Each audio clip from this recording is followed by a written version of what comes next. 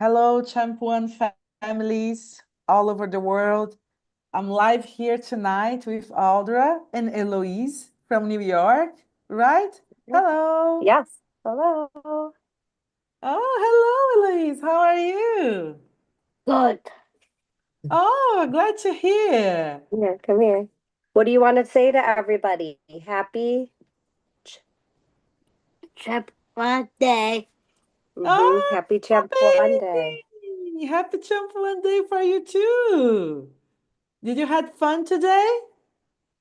Did you have a nice day? Yes. She's drinking her water. Yes. Oh, nice. The water from CHAMP1 too. I'm glad to Yep. hear.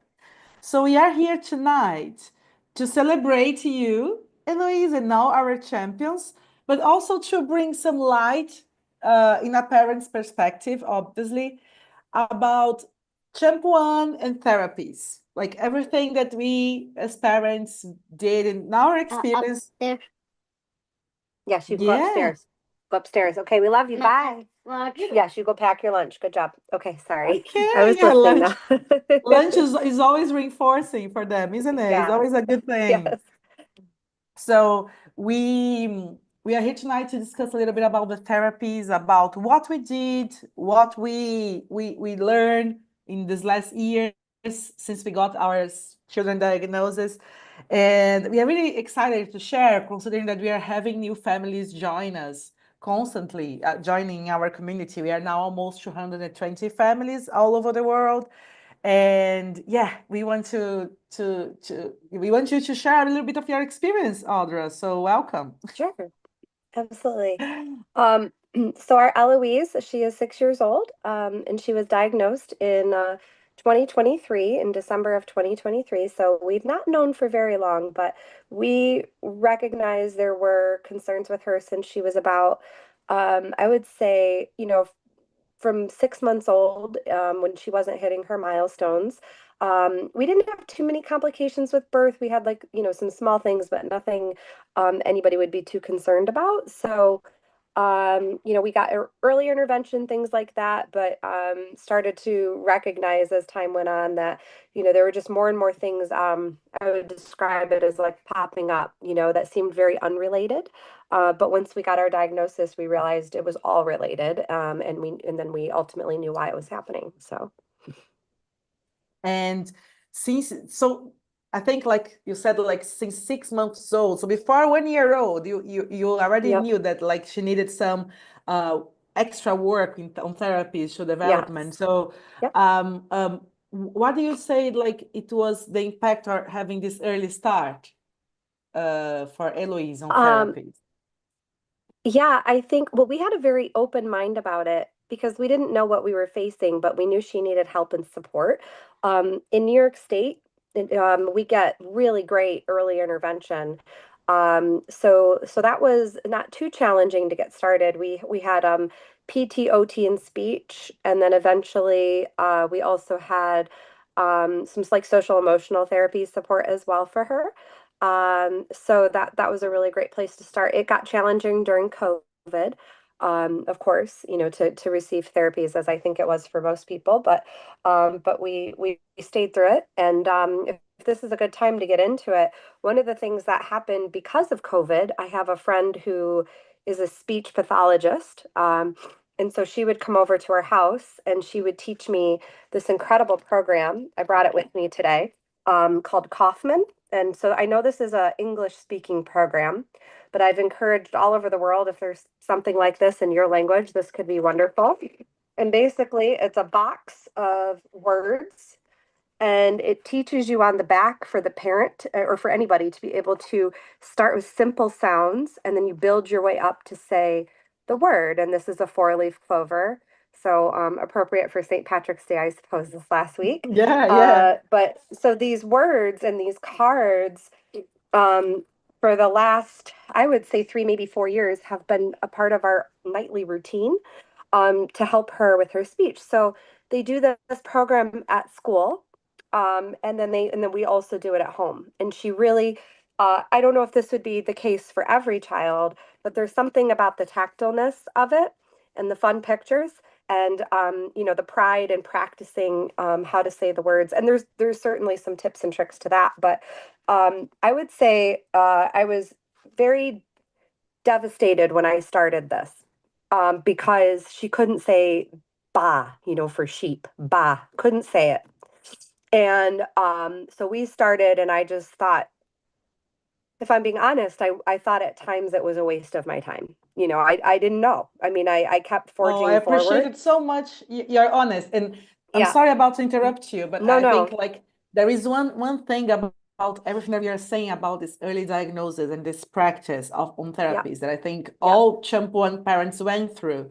There is this sense of like they're not evolving, things are not moving Hmm. forward, this Yeah. frustration that things do Yeah. not happen in the Yeah. time and the speed that we wish they would be Yeah. happening, right? Yes. Yeah. And this I think is the important part to say, because I think when we started to go to the similar process that you went through with Hmm. Eloise, we had like I had another piece that it was before we got CHAMP1 diagnosis, we also noticed that Luca had some delays. Luca is also a 5 years old boy, really happy boy.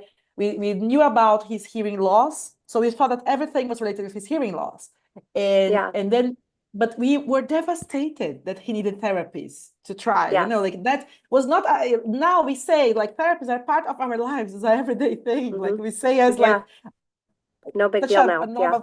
Yeah, but at the time I was devastated, like what my son need helps to stop dropping. Hmm. Dribbling. Yeah. Yeah, Hmm. yeah. I was really bad, and but at the same time, I was like, I cannot wait until I feel like normal and whole and back together to help my son. So Yep. I think this is the big thing, because this early stage of their development is so important. Like we hear from all therapies all over the world, this 0 to 3 years, the early intervention Yes. is so important. And if we wait until we feel comfortable, until we accept it, until we Hmm. feel like, I think like we will be making our children lose like Yep. important time of development. I wanted to say that because it was not easy sometimes when they were doing Luca evaluation about all the things that he's supposed to be doing and he was not. I was crying Yep. over the sessions, cry Hmm. after the sessions, crying as a good Brazilian, crying like showing my emotions. Like therapist was like, oh, then mom crying again. But I was so, but I was taking him to the therapies. We Yep. were taking him to everything that he needed. I think is an important thing to say. Is not like Yes. as now we are talking about, oh, it's so easy. We talk about therapies and Yep. techniques and Yeah. these cards, as you said, I think they're not available everywhere. But I talk with our speech therapist. There is one specialist here in Brazil that deals with this Hmm. type of cards, and she talked to her, and we try like with Luca, but I don't think we try as intensively. Like she make a test, Ah. and then she said to me like an intensive test, and she said to me, "Oh, it's not working." But I Yeah. don't know if maybe we should have insisted more, like on it, Yeah. maybe, as you are saying. So, Well, uh, it was a long journey. I would she sit and do the cards right from the beginning? Of course not. Everything's a fight with them. That's my opinion. To really get going with what needs to happen sometimes. And but I would say, we did stick with it, and eventually we would sit with the cards, and then eventually we could say a few sounds. And I really think the repetition every single day, and I do mean every day, something started to click, and then we just kept with it. And so I'm really proud to say that what I just showed you was there's like a volume one, a volume two. We've graduated from both. She can say the words in both, which is just unbelievable to me. That she can speak in sentences. I mean, there's still um, she speaks with a lot of big bold sounds. She doesn't speak smooth, but that's okay. She can still get her point across, and really, and she really could proud of understand that. me with my Yeah, accent and she sure everything. She can. understood me and replied Yep, back from a screen, from a online yep, interaction. yeah, This is yeah, already something so big, it should be yep, celebrated. yeah, exactly. So it's beautiful. I think at age 6 to see where we started and where she is, I'm super proud. And then socially and emotionally, so Speaking of therapies, so we've done a lot over the years. I'm going to give you just a very quick laundry list, but we've done vision therapy, which is this kind of different therapy where you sit in front of different colored lights to calm down the nervous system. We've done aqua therapy. We've done obviously PT, speech, OT, occupational therapy, emotional, social, behavioral therapy. But she also does, some call it hippotherapy. It's also called equestrian therapy. And that is where we found her to have the most confidence. So she's done swim therapy, music therapy, which I'm a big fan of music therapy for speech. She sang Yeah, for before she Luca is spoke. working really well Hmm. too. Yeah. Like imitation on Yes. the side. And he has a Hmm. moderated hearing loss. Let's remember Yep. us of this. Yep.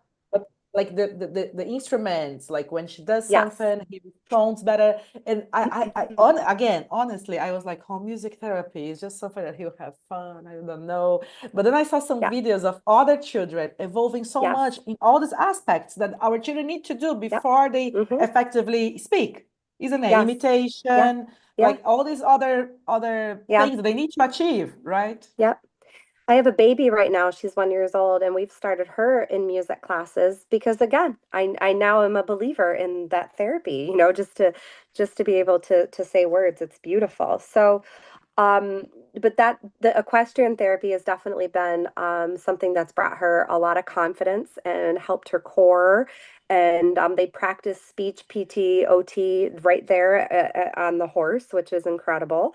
So yeah, I think we've really stuck with a lot of things, but sometimes adaptive programs are not always available when you want your kid to do sports or be more active. And so we've certainly over the years found adaptive programs, but with skating, we didn't. And ice skating, we live in a cold area of the world, very cold, and snowing all the time. And so we live in an ice rink when we're not, home or at work. And so ice skating was really important to our family. So we started her very young. And you would have thought we were, not you in particular, anyone would have thought we were crazy Yeah, watching her yeah. because it looked like she could never stand up on ice. And then one day she did. And then one day she could use a walker on the ice. And then eventually she didn't need the walker. And now she's so fast you can hardly keep up with her. So it's a beautiful thing to see. She can tonight I took her to a skating class with regular kids her age. You would not know that she was different in that class. She Oh, listens, she skates, she tries, and it's beautiful to see that. 2 years ago, she was laying on the ice, licking the ice, throwing a tantrum. So if anybody is at that phase of it, I was there. I get it. You know, I think we are at that phase. I think yes, yes. here, you know. And I wanted to give up on so much, but on the other side of it, it's beautiful to see how much my daughter is capable of, but I also believe other kids are capable of too, just wherever they're at, just continuing to push just a little bit more, a lot of repetition. And it's okay to not believe if they can or can't do something someday. That would be my 2 cents. I didn't always believe she could do stuff, but it's beautiful to see on the other side. So yeah, I'm definitely a believer in all the therapies and all the things that we've at least tried to do. I'm so proud that you try skating because like I was just thinking about the sharp thing, like Yeah. the metal thing. I was like, Yeah. Yeah. Kicking there is like and so she's, much more risks than like yes, normal I sport. Like, know. It seems crazy, right? But now she's great. She plays hockey. She's on a hockey team. She scored a goal last week. I mean, that's just crazy that she can coordinate that movement. Now, it's slow. It's not like a kid that would be her age. But if she was 3 or 4, you would think she was just doing fabulous. You would think that that was great. So she's a few years behind in a lot of ways, but the low muscle tone in her legs, I can't believe the resilience she has through that, and how much she tries. She loves rock climbing. I mean, anytime she can climb or hang from like a pole or a bar at the playground, building her strength, it's like she just knows she needs to work on that and she wants to. So it's really and interesting to it see. and how you think like that you balance like all these therapies school time, Hmm. because it's all Yeah. really demanding, like from them. It's more demanding than Yes. for typical children, isn't it? So how do you think like you create a good balance for Louise? You think like you need to you read her every day, or like Yeah. how is her with routine, this type of thing? I think because we are talking about all these activities, but I can say for Luca, like his routine is really important for him. So we had Yes. like carnival now, was like a week off, great for party. He loves the party too. He's a typical Hmm. Brazilian, but Yes. I could feel that he was tired of like, or a little bit disturbed because he was not on Hmm. his routine. So Yes. like I was like asking the therapist, is like, oh, extra session, please, extra session, Yes. because we need to come back to the routine. Like we need this. Yes. And until last year, he used to nap. So it was a little bit hard to also push more therapy hours because he was exhausted from the demanding at school and then like the demanding at therapies, Yeah. and then he had time to nap. And I was like, how can fit more hours if my children is exhausted? So my strategy was kind of do this reading, like our Yes. strategy here, like, oh, he's exhausted. Like we don't want to let him, Yeah. like it's not development of in top of all costs, because they are children Yeah. too, isn't it? There is Hmm. also this Yeah. this balance, isn't it? How did you read Eloise on all this? I am with you. There was a time where it was too much. So what we really discovered is just letting her do the things she loves, the activities that she loves outside of work or school, not work, and letting her kind of see where her confidence is, or what she ultimately, wants to spend time doing. So I kind of just took a cue from her, if I'm being honest with you. And so with skating and like I'll give you an example. On our Saturdays, we get up quite early. She's at skating by 7:30 in the morning, and then we have equestrian at 11:30. Some days skating's at 8:30. Like it just depends, but it's kind of early mornings for her. But she loves it. But then by the afternoon, she can relax, and it's not as big of a deal. Wow, So this is great. Yeah, I yeah. think we need to share this other side of it, isn't it? Like when we started therapies with Luca when he was a baby, because he started therapies with 7 months old too. He used to Mhm. have like he oh, this is important to say. He used to go really well on therapies, respond really well to the stimulus, to balance, to swing, to like textures and everything. And then at night, he had kind of like late side effect, later side Yep. effect. So at our Yep. nights were a nightmare. He used to wake up screaming, and we didn't. And then we always come back to the therapist saying, "We will call you at night. Don't shake him too much. Don't do this too much," because they were also learning like his limits, and sometimes Hmm. when these limits were crossed, he feel. Bad afterwards, and we felt terrible afterwards. Like, oh, we are terrible parents, pushing him too much. Like, I think is Yep. I don't know if Eloise has the same side effects while the beginning of her therapy, in her Yes. journey of therapy. Absolutely. Yes, yes. I would say so, but now I think that she's kind of built the routine and the muscle of that in a way so that it Yeah. hasn't been so challenging. Also for sleep, at this phase, she's 6. I don't know if I would have said this when she was 3 years old, but I need to exhaust her so that she will sleep all night. And I mean that in a good way, like just, a big, full, fun day, that kind of thing, is really what she needs, just to settle down, settle in at the end of the night, and then go to sleep. And we're now sleeping all night, which is awesome. Yeah, same for Luca. Now we are kind of like starting to get off melatonin. Like he's so exhausted from the day, but in a good way. He's not finishing the day like irritated or dysregulated. I think like just a typical parents knows exactly what dysregulated means for our children. So I'm really happy about it. Now he can enjoy even like a children's party with a lot of different stimulus and be good afterwards and have a good night of sleep. So for new Hmm. parents that are starting the therapy world, don't give up. You have Yep. these hard days. I think like it's important to say you have these hard days, but at the same time, you will learn. your children's limits and the best way to deal with it. I'm just checking out the questions of like, oh, if you what do you think like we could share with other parents that maybe feel overwhelmed about all the therapies available, about everything they should be doing, but it's far away from them. But like, what do you think we could give them as experience, kind of parents at this stage of our children's development? Yeah, so you're saying like just, where to start, and then also maybe if you don't have some of these resources available, some ideas, things like that. Um, I I would imagine this would work with any language. Something that really helped Eloise to form speech with her mouth, for example, is a cotton ball, and we would set it on a hand and go like that. Because I think we all in our languages have a puh or some kind of that we need to form and in order to get speech. And I remember that being just a fun way to kind of get started, very easy.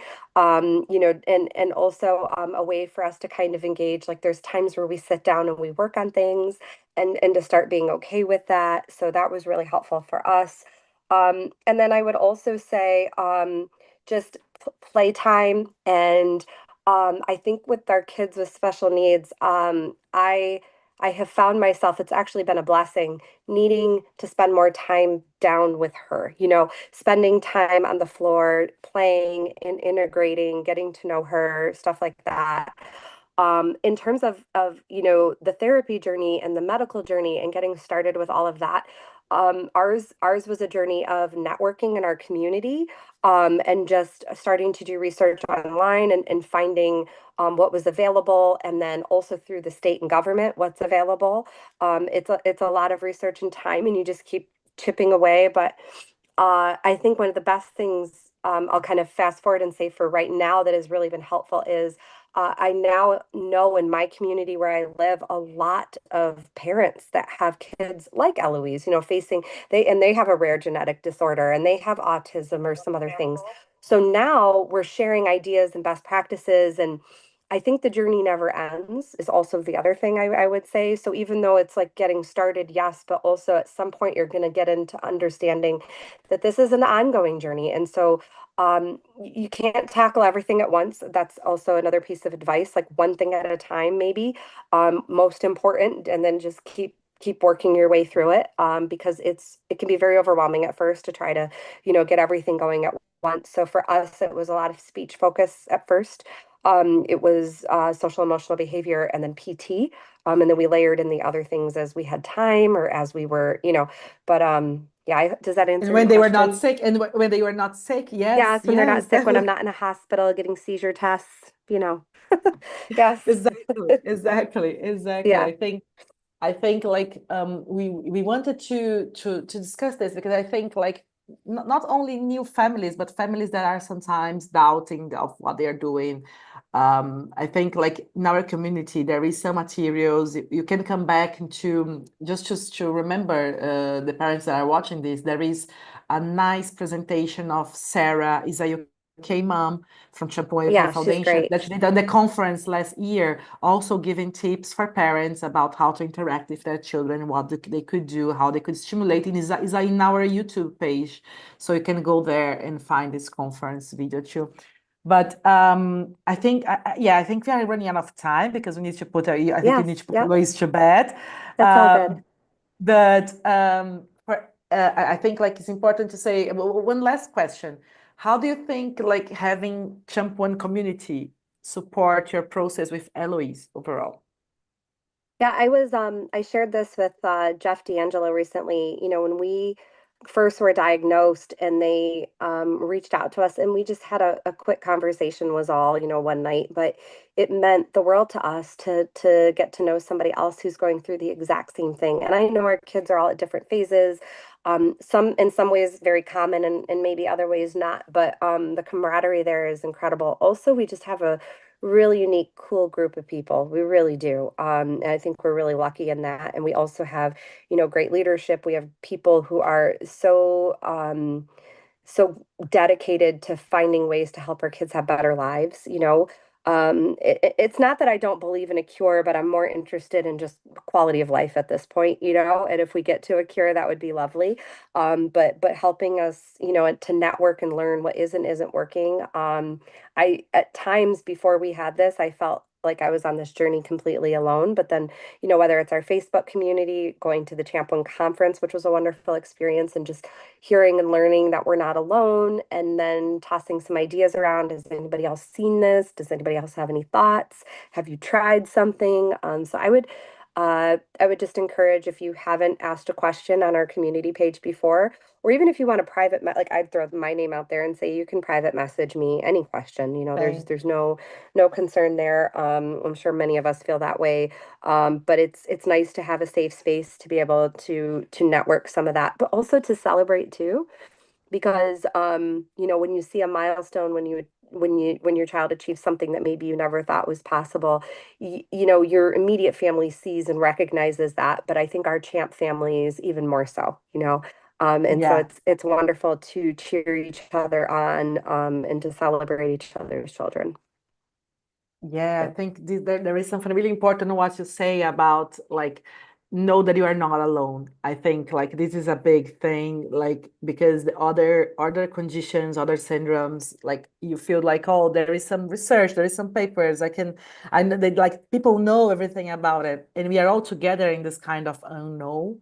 But like together, we are stronger, honestly, right? So Yeah, when we I go are. to and I can say these like in basically even in my recent experience, like look, I did a surgery last month I'm and I sorry. made a couple questions in our now he's great. He did so much better than what we expected. And I'm hoping to like right now put in our portal and also in our web in our page in our community all the description of the process because I think it will be really important for other families that will go through the same. But Yeah.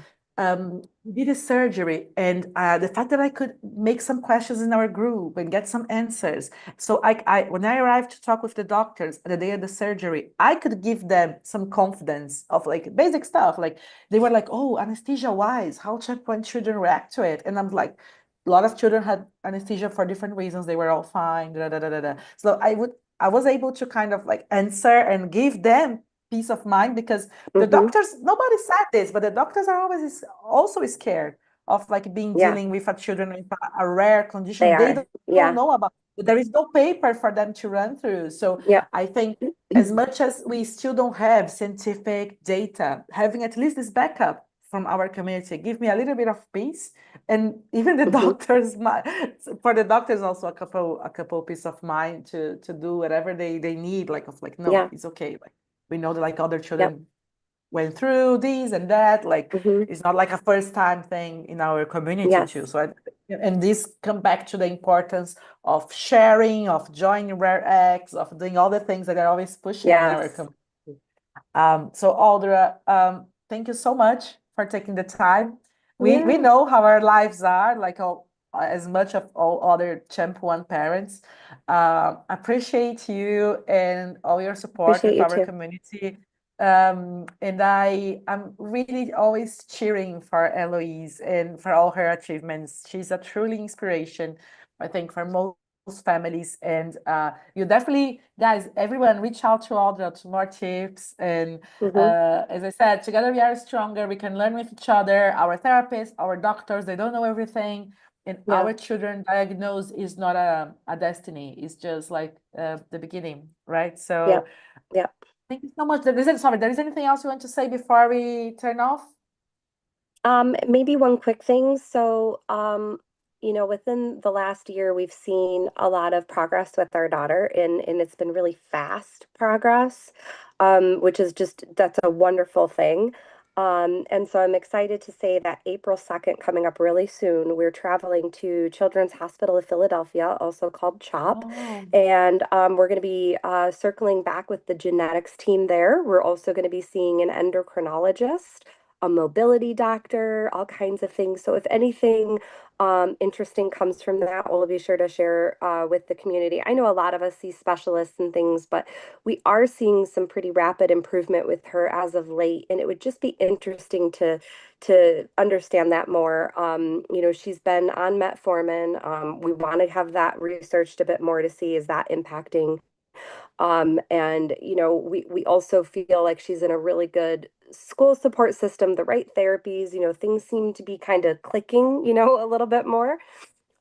So we're just curious to understand more about what is working, but also how to continue to support her properly, you know, whether it's endocrinology to mobility. Her legs are still turned out. We're trying to turn them in, some things like that. So I think a lot of us are facing some of these different challenges, and Yeah. we may see specialists and travel. We travel for that.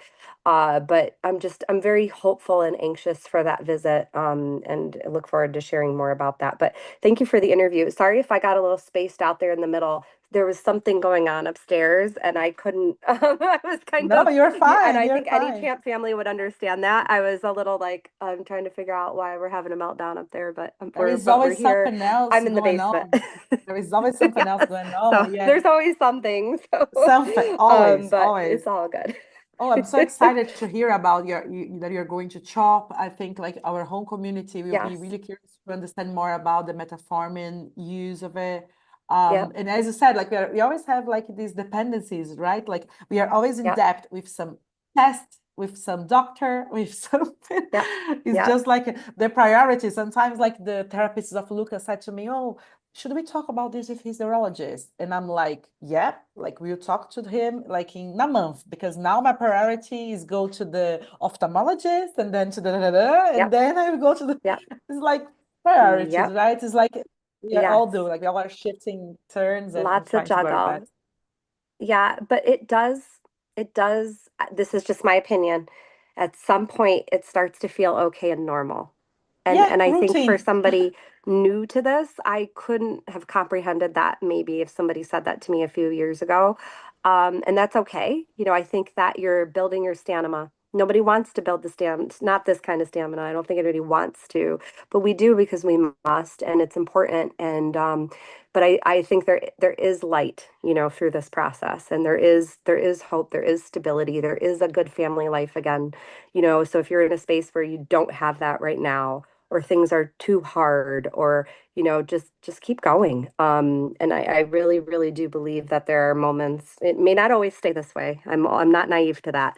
But I do think that the normalcy and the okayness of things will come back. Yeah. Yeah, agree. Agree. Like I think we go through phases, isn't it? Better phases, worse Hmm. phases, like we navigate in Yep, different ways. Yeah, we need to keep going. We we have an do. important cause, our little monsters to keep Yep. going. Yes, they are. Um, All right. Well, I've kept you long enough, but yeah. thank you so much. Thank you, Audra. Speak to you soon. Thank you, all Yep. community. Please reach out if you have any questions for me, for Audra, for our foundation Yeah, about please do. any process therapies. We are here to support you. You're not alone. Okay. All Thank right. you, Audra. Have a good Thanks, everybody. night. Bye. Bye. Bye.